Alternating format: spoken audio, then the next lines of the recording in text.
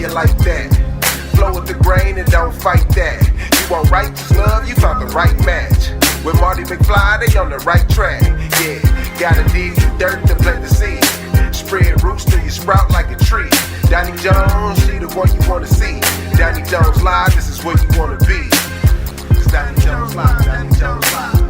Hey, welcome to Doni Jones Live. I am Donnie, the tree lady, hanging out with that guy, Mardy McFly, that's enjoying the weekend. Just enjoying the day. Everything. Yes, enjoying. I thought you were going to say doing what it do like you always do. So I was trying to do something different, not like I always do. But okay, I'm Mardy McFly doing what it do like I always do. I got to stay in my box, I guess. No, you do not have to stay in a box, but it's good you break out of a box. I feel like we kind of broke out of a box. We're developing. Got a slightly different setup here. Developing, trying to expand and trying new things, Granted, we're going to be out on location soon, because actually today we're supposed to be out at the church? my church where a nice, wonderful tree fell down. And if you don't know, Donnie owns a wonderful tree company called Don's Tree Service. Yes. So if you're in the Atlanta area, why don't you reach out to us? Give us a call at 770-413-TREE. That's 770-413-8733. That's Don's Tree Service. Yep. If you're in need of professional tree care, give us a call. Yeah, and if you got money, because she don't take layaway. I tried. Trust me, the stuff is still in the back of the church. I kind of feel like you do. Huh? What? Did you just say I left stuff in the back of your church? No, I said I still have stuff in the back of the tree that just fell last week. Just I'm making sure people don't think we leave stuff. No, you didn't. They didn't leave. Well, what they left last time, we ain't gonna talk about that on was air. mulch. You did leave mulch and he asked about mulch. You're not cleaning this up very well. Well, anyway, I'm trying. I'm just saying, just gonna if you move need some on. tree work, give us a call. Yes. So what's been going on with you, man? Life has been really good. I am. I like to say I've been flipping chicken. Yeah. And that means I've just been staying busy and working because I feel like when you work, it's the same kind of thing, just different flavors. Yeah. But life has been good. Church has been good, and I will say, I felt really good because for me, I do like 2 or 3 sermons a week. Right. I talk to people all the time, and I rarely get people to come back and say, thank you. But this week, a young gentleman really made me feel good, about everything that I do. Yeah. This young man called me last week, because somebody had stole his gun. Yeah. And he called me and was like, Pastor, somebody stole my gun. I need to get it back. And I'm like, wait, well, did you have it registered? Yeah.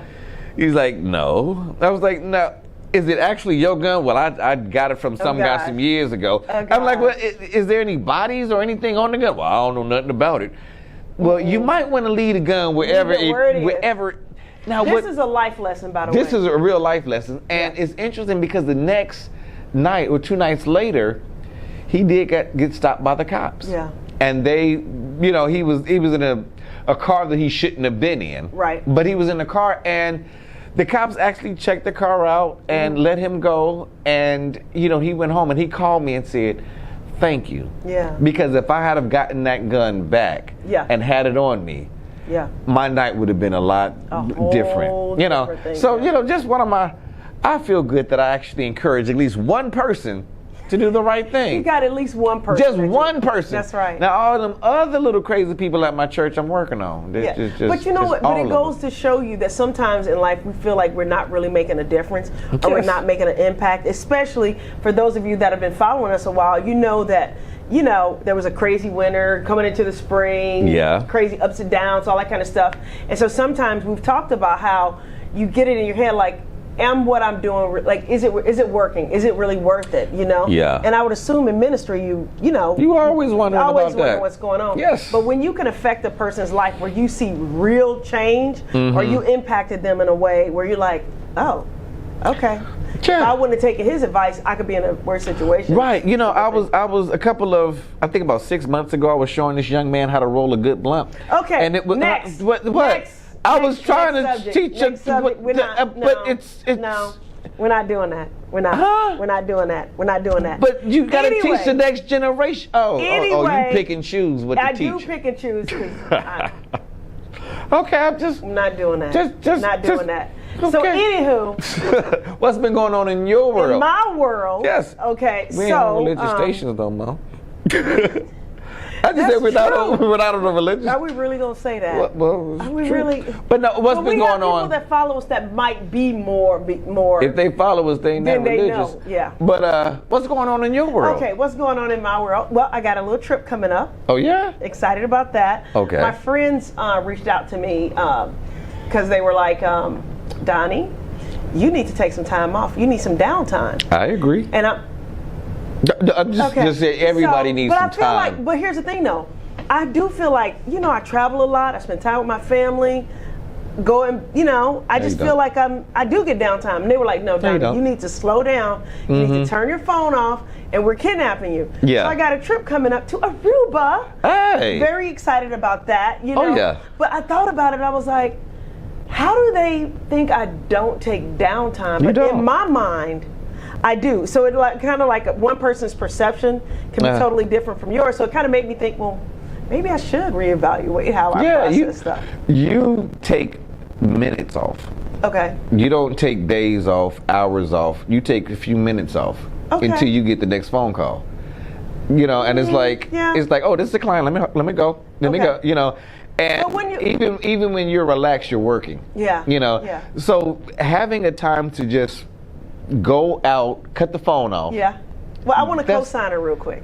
Can I get a cosigner real quick? Yes. Okay. We have a mini live audience today, and I just want to ask, because I do want to know if I'm off on this, because my friends say I don't take time off. Do you guys feel like, these are my girls that are in studio with us today, do I take time off? Okay, that would be, okay, I guess. Yeah. Next subject. For anybody that's watching, they're off camera, they don't have a mic. I know but they just said, no, you don't take time off at all. And being honest, this is a conversation I don't want to have without them being here, but it's interesting of like, you a high strong parent. High strong? High strong parent. High strong. Right. That in the aspect of you're not as ordinary as most people. You're a little bit of extraordinary. Or I can put it together and say extraordinary person. Thank you. No. I separated the words. I said extraordinary. Now I know you put them together. You're extraordinary. No. You're extraordinary. And sometimes that's a good thing. Yeah. And sometimes it's like, just turn off and be a regular person. I ain't got to sit in the front row. Okay, we're on camera, so I can't really say what I'm thinking right now. You brought the studio audience. I'll just say that there's a benefit to being a little extraordinary. It is. I get stuff done. No, and honestly, you need the both. Yeah. You need the ordinary and the extra. And because I look at it in my life and in my marriage and my life, my wife is ordinary. Mm-hmm. I'm extra. Now, when we get together, we're extraordinary together. Okay, I see. I can say the same thing about my husband. My husband, I always call him ordinary because he's high functioning, like he's really smart, and real detail oriented and stuff. Mm-hmm. He's grounded. I'm not. He's very grounded. Right, yes. and he needs to keep you there. That's the word. He's very grounded, and so I feel like sometimes if you want to use the word extra, I can be a little extra. Yeah. You know what I mean? Whereas he brings more balance to my life, which is one of the things that I fell in love with about him. So I feel you on that. You need the yin and the yang. You need both sides of it. Absolutely. To really be extraordinary. Yeah. Because if both of y'all are ordinary, you might not get anything achieved. And then both of y'all are extra, y'all ain't gonna stay together long. That's true. Well, we are going on 20 years. 20 years. Yeah, my oldest daughter is 19, so that means. Oh, wow. Yes, 20 years. She's always a year older than she is. Yeah, so 20 years. Oh, okay. I am, believe it or not, we are working on 17 years. This is our 17th year. Now, we had some recess years that we needed. We didn't have recess years. We needed some. But I feel like we had years where I'm sure he must have been going, what did I marry? So, but he's always chill, so I've never really wondered that about him. But I'm sure that he's looked at me when I'm spinning like a top, like what's going on. But that's a part of marriage. But check this out. I know we're coming down the end of this segment. What I wanted to mention though, and maybe we'll talk about it a little bit more in the next segment, is I was going to say Tina Marie. No, don't call that into existence. But Tina Turner, the only woman that I knew that insured her legs. Yeah. You know, because they were so beautiful and everything. She actually had her legs insured. Yeah. You know, and it's. But she passed. We kind of mumbled over that, but for those of you that don't know. If you don't know, now you know. Where you been at. But the thing is, it's interesting because a lot of people have passed in the years, but for some reason when Tina Turner passed, it hasn't been promoted as much. I was going to say something about that. You know, and I didn't understand. Because she was so big as a person, as a personality, as a performer. Right. She's won awards, and I just thought there should be more. Something more. I'm saying like with Pink Cadillac. Aretha Franklin. Yes. When she passed, it was huge. Yeah. You know. But question: do you think that's because? And once again, we can talk about this on the other side. Do you think that was because she moved to Switzerland, and so maybe people in the community felt like, you know, she's. I didn't even know she was in Switzerland. Yeah. I didn't know. She moved to Switzerland like a while ago. Well, her music still stayed in America. That's true. You know, wherever. Her music was worldwide. It was worldwide, but no, I don't think that. Because you moved from a different location, that lessens your contribution to the music and her impact, right? Yeah. So honestly, I didn't know that she moved out of the country or anything, but it's just interesting that I don't know if her story, her life, you know, had more. But, I don't know. I'm saying it's remember interesting. how big that movie "What's Love" got to do with it? How big that was? Yeah. And it's like. People really look to her for inspiration, you know, because she overcame physical abuse, sexual abuse. What do you mean? What? Well, she made it through.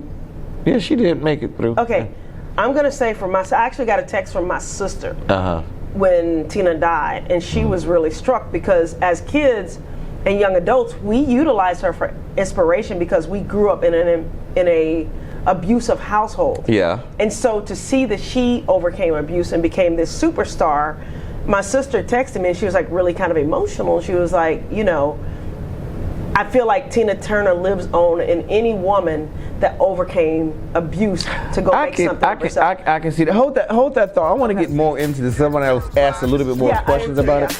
So look, we're going to take a quick break. You're listening to Doni Jones Live with Doni Jones and me, Mardy McFly, and we will be right back.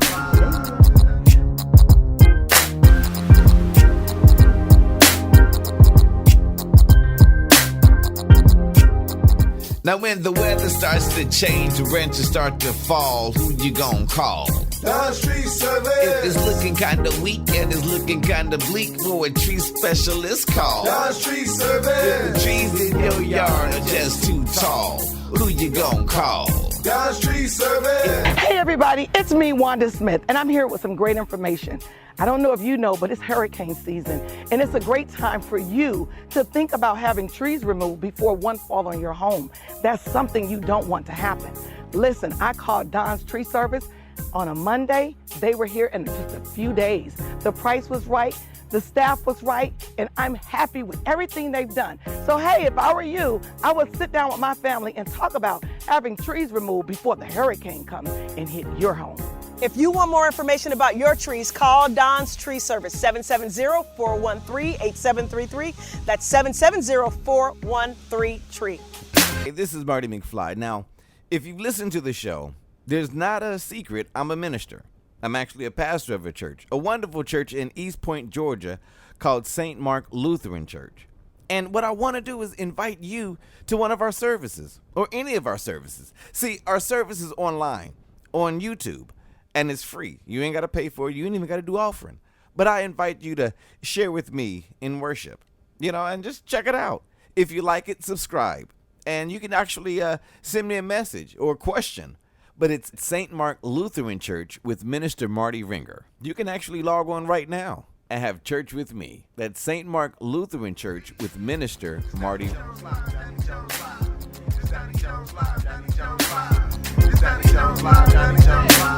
Welcome back to Doni Jones Live, where I am Doni the Tree Lady. And I am that guy, Mardy McFly, making it do what it do. Yes, just trying to, you know. But we're going to stick with that. But let me ask you a question. Yeah. How many hits can you name from Tina Turner? A lot. Okay, we got What Love. What's Love Got to Do with It? Simply the Best. Simply not that. Yeah. What's that? Rolling. Rolling on the River. Okay. Don't do this to me, because No. Yeah. Okay. Private Dancer. She did do that. Yeah. Private dancer for money. Yeah. So she did that stripper song she did. Yeah. Okay. Oh God. So anywho. So she had 4. No, she had more than that. Okay. What's Hold on. Oh, now we ain't got time to go Google. I know, I'm not Googling. The thing is, I wonder if that's a reason why it's not as highlighted about her death and her, passing on. I'm saying, and it's funny because I think in the African American community, she didn't have a lot of African American hits. That's what I was getting ready to go to. That's what I was getting ready to go to. She went pop. During in the movie, she talked about how the record labels wanted to pigeonhole her into just doing R&B. Right. And she didn't want to just do R&B anymore. She said, I don't want to do any more sad songs. She goes, I want to do songs that are uplifting. And she goes, I want to do rock and roll. And I do believe that back then there was a segment of the African American community that said, what? That kind of, exactly, just like kind of turned their back on her and was like, that ain't my vibe. Because she turned her back on us. Right, that's how a lot of people felt. But the other thing is that if you went to a lot of her concerts, her concerts were attended by predominantly white people. Yeah. I mean, and her band was predominantly her white. band was predominantly white. So when it's like you don't left your people, trust me, I love her. I'm not bashing. I'm not bashing, but it is one of those things. I think when you left the community and the people that kind of got you and supported, you kind of abandoned us. Yeah. And now I think that's why it's not as. Yeah. But now she's still an icon. I don't think she's still an icon. I mean, you look at what she did with Oprah. When she did the Oprah thing, that was like one of Oprah's biggest shows when Tina Turner came on there. Oh yeah. Not bigger than the Michael. I mean, I don't know if it was bigger than Michael, but it was a pretty big show. Yeah. But the thing is, Michael Jordan, I think, which is one of the things I want to talk about, how sometimes we as a people do stuff collectively just because someone said do it. Or, okay, well, we're not going to support Tina because she's moving towards rock and roll. I don't think that's necessarily I don't think we did it consciously. I don't think it was consciously. But I feel like there was kind of like, really? Okay. Yeah. That ain't really what we listen to. Because even when she started doing MTV videos, people in the community was like, that's not really geared that ain't to us, and we ain't on MTV. At that time, black people really wasn't on MTV. I was. I said, time out. I loved MTV. Time out. Hear what I'm saying. Okay. Black people were not on MTV. Okay, I see what you're saying. Michael Jackson was the first one that was on, and you had certain selected, but it wasn't, he actually broke the thing. But, so you didn't have the Luther Vandross on there. You didn't have the Anita Bakers on there. It wasn't focused on R&B. Right, it was catered towards this demographic. It was rock and roll, and she got into the rock and roller. Hip-hop also got hip-hop, but she wasn't in the hip-hop culture. That's true. When Yo MTV Raps and those little segments, she wasn't in there. And even when it became the slow jams. Yeah. You didn't have no Tina Turner slow jam. It's so it ain't no. And you're right. Because her love songs were not featured on Black radio. But I still felt there was a major love in the community for her, even though there may not have been that outward visual support. I think that we connected to Tina because of her tragedy, but not so much of her music. Yeah. I think we knew about her situation with Ike. Yeah. We, as a black community, we stood, for it. Like, get out of that. That we applaud you for that. But we're not really on your music. Yeah. As much as, we know your name. And I think when she was with Ike in those 60s and 70s, when you Proud Mary, keep on rolling. Yeah. That was a niche during that time. And then she left that niche, to still make her own music, but it was, it wasn't really us. See, I felt us okay, well now I'm going to be a little transparent, and you know what, I'm going to love it because I want to take this, and because I want to see if other people felt the same. Yeah, please, if y'all got a comment, let us know about this one. Please, and also please like, share, and subscribe. Do all the YouTube stuff so that we can. So we can know that you're listening, that we're doing some things, and let me know if Donnie's wrong. But go ahead, No, I'm just asking. So anywho, coming up, I was actually in a situation where I liked a lot of different genres of music. Right. And a lot of that music was considered like rock and roll and country and stuff like that. Now I liked R&B, I liked jazz, R&B and all of that. But me being a 16, 17, 18-year-old girl saying I like rock and roll. Yeah. And then I saw somebody as I got older, I saw somebody like a Tina Turner doing quote unquote rock and roll. I connected with her because people will always say that's not black music, but I saw her doing it and I was like, oh, black can be anything. Because we can be in anything. And not only that, the basis of rock and roll is rhythm and blues. It is the basis. Think about it. Some of the big rock and roll people attribute their success to people of color, to black people. So I never understood that disconnect, but I do vividly remember telling people that I liked rock and roll and that I loved Tina Turner's music, and I remember getting that look. Like, really? Like that. Like really? Really? It ain't got no bass in it. Yeah. It ain't got no. It ain't us music. It don't. Black music speaks to your soul without even hearing the lyrics. It's like absolutely. It's like I'm in it. Yes, absolutely. I think hers was just a little bit of a disconnect. It was a little bit of a disconnect. But is that fair? Is that fair when the music was good? And it was, to me it felt like it had a soul to it, but because it was more focused on a certain demographic, we didn't support it. Yeah, and I agree with it. Or maybe we did. If you feel like we didn't. No, I'm saying we did not. I'm saying we don't need because it wasn't promoted or offered to us. The music was not for the African American community. When you say I specifically want to go rock, and black people at this are not listening to rock, we're R&B. Do you think that's what she was thinking though? If that's what she said and that's what she did. Right. I don't know if that's what she was thinking, but going back to her as a person, growing up in a family where there was a lot of physical abuse and knowing what she went through, I guess because I saw my mom get beat and then do you attribute that as the same kind of thing? And she resonated with me. What do you mean? I guess that might be the wrong kind of question to ask because I look at her as, I guess I've never really saw the impact of an abusive relationship like that, and did they did get married, right? Who? Ike and Tina? Yeah, they were married, but because in part, did you not see the movie?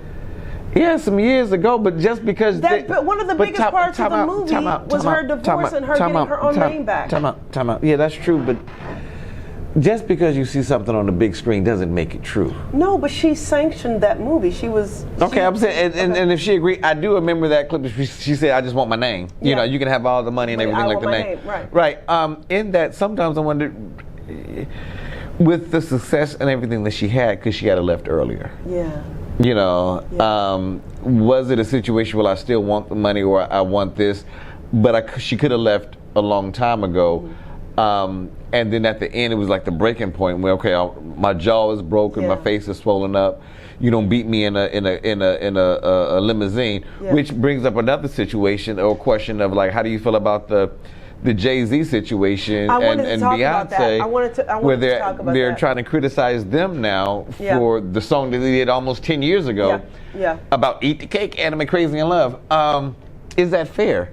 But I don't think it's fair. But I think it's popular now to go back in people's past and pick the worst of what they did or something that could be perceived as a mistake. So messed up now in society because of the TikToks, the YouTube, and the podcasting. Because now, if you say anything, you tweet something 15 years ago when it first came out, people are going back to that people are being canceled because of that.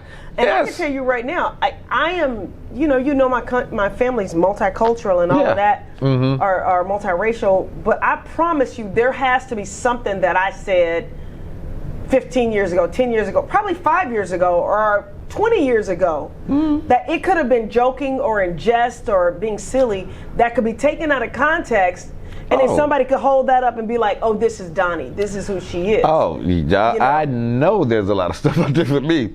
I know that I've said some things that were just wrong. Right. And I still realize it today. But do you think that people should come back and say, apologize for that, or come back and just own it and be like, well, it depends on when you did it. I'm saying some of the stuff I did this morning. Other things I might have talked about maybe 5 or 10 years ago that I didn't realize you shouldn't refer to somebody like that. Right. And I can say, I apologize, but at the same time, that's who I was at that time, and call me naive like Paula Deen. I'm not really upset that's with. That's a throwback. Yeah. Yeah, that's a throwback. I'm not as upset as with her as many people were, because in that culture growing up, if that's the word that y'all said, that's what the word that y'all use. Yeah. There's words that I use to describe people that I realized later on, like, you shouldn't use that word. There's certain words I would never use now. Right. Because I know better. I know better. What I'm saying? Now, go ahead. Sorry. No, you ahead. Now, does that mean that I should be, canceled for everything that I do in the future because of something that I did when I didn't know better? Right. Because if you know better, you're supposed to do better. When you know better, you do better. But it's when things change. Yeah. When you, right now, the thing is LGBTQ or whatever. I'm gonna hurt you. I've told you. You know what I'm put saying? The letters together. Right, but back in the day, it just been with gay or queer, and you were like, okay, society has changed. You don't use those terms now. Right. But now, do I need to lose everything that I've gained because you said something 10 years ago? Yeah, when that was a thing. You know what? We got to take a quick break. Yes. Because we do got to pay some bills around here. Yes. So please support our sponsors and the companies that support this show. Which is Just Bass and Don's Tree Service. But support us. But seriously, they got to support those. But anyway, we'll be right back. You're listening to Doni Jones Live. I am Doni the Tree Lady. And I am that guy, Mardy McFly. And we'll be right back. We'll be right back.